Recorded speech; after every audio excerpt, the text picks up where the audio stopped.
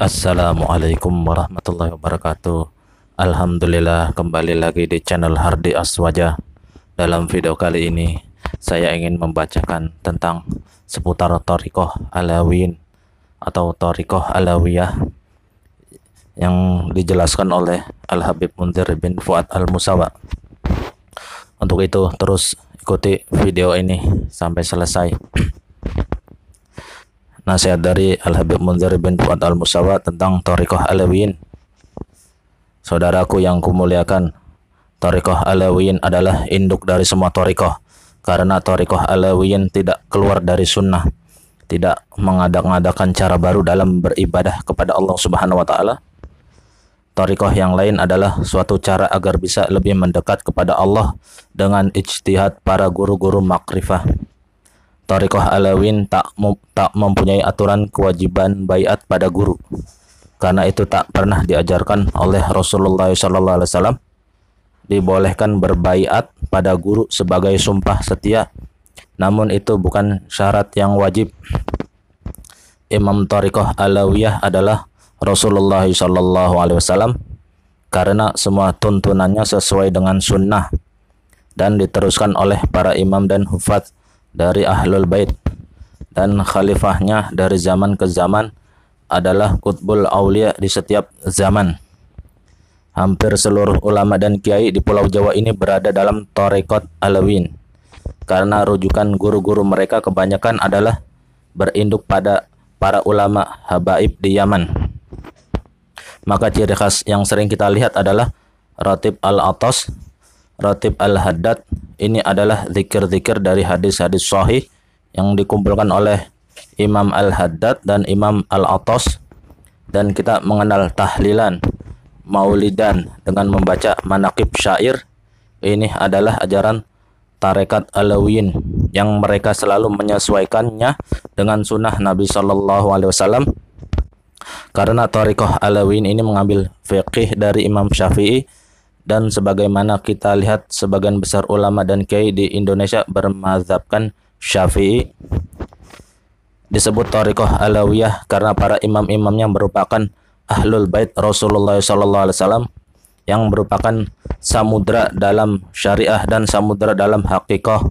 Maka muncul pula gelar Qutbul Irsyad wa Ghawthil Ibad wal Bilad untuk Al-Imam Abdullah bin Alwi Al-Haddad, Qutbul Al-Anfas untuk Al-Imam Umar bin Abdurrahman Al-Atas, dan banyak lagi. Mereka telah mencapai derajat Al-Ghawth, yaitu puncak derajat para wali di zamannya.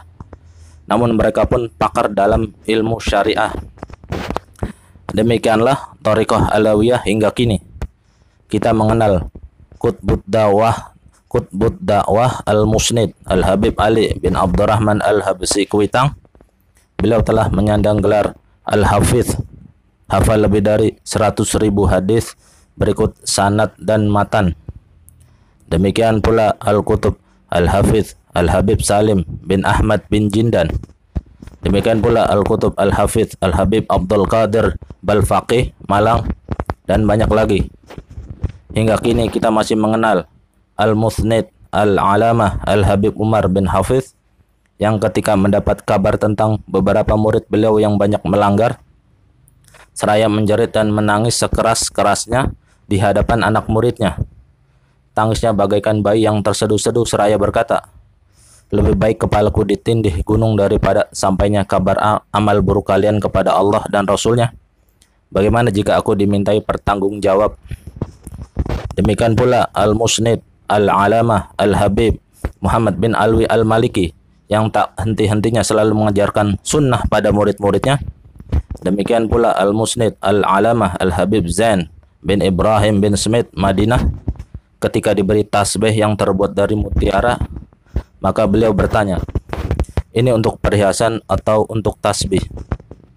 Khalayak menjawab, tasbih untuk berzikir wahai Habib." Maka beliau berkata, "Aku menggunakan tasbih untuk berzikir pada Allah, bukan untuk mengingat dunia," seraya melemparkan tasbih mutiara itu. Demikian Al-Musnid Al-Alama Al-Habib Salim bin Abdullah Asy-Syatiri Tarim Hadramaut. Tulang punggung beliau patah hingga jalannya terus merunduk. karena saat masa komunis di Yaman, beliau tetap berdakwah hingga direbahkan di jalan dan dilindas mobil para komunis. Beliau selamat namun tulang belakangnya patah. Demikian pula Al-Musnid, Al-Alamah, Al-Habib, Ali Masyhur bin Hafiz, Mufti Tarim, yang ketika melihat murid-muridnya banyak berbuat salah, beliau menangis dan berkata, "Sungguh jika murid mempunyai kekurangan, maka itu adalah sebab gurunya, sebab aku yang penuh kekurangan." Juga Al-Alamah, Al-Musnid, Syekh Yasin Fadani, almarhum, Al-Musnid, Al-Alamah Kiai Nawawi Al-Bantani, almarhum, dan banyak lagi. Mereka semua menjalankan thariqah Alawiyah, termasuk Al-Alamah Kiai Abdullah Syafi'i, Kiai Syafi'i Hadzami, dan sebagian besar para ulama di Indonesia. Sanad keguruan mereka berpadu pada para tokoh ulama dari thariqah Alawiyah. Hampir seluruh Indonesia mengikuti thariqah Alawiyah. Ciri-cirinya adalah Ratib Al-Atas, Ratibul Haddad, Wirdul Latif, dan lain-lain yang bukan merupakan karangan mereka, namun kumpulan hadis-hadis Rasulullah SAW yang dijadikan amalan pagi atau sore sesuai dengan hadis-hadis Rasulullah SAW pada masing-masing poinnya dan dipadu oleh mereka. Demikian saudaraku yang kumuliakan, semoga dalam kebahagiaan selalu, semoga sukses dengan segala cita-cita. Wallahu alam. Demikian yang bisa saya sampaikan. Assalamualaikum warahmatullahi wabarakatuh.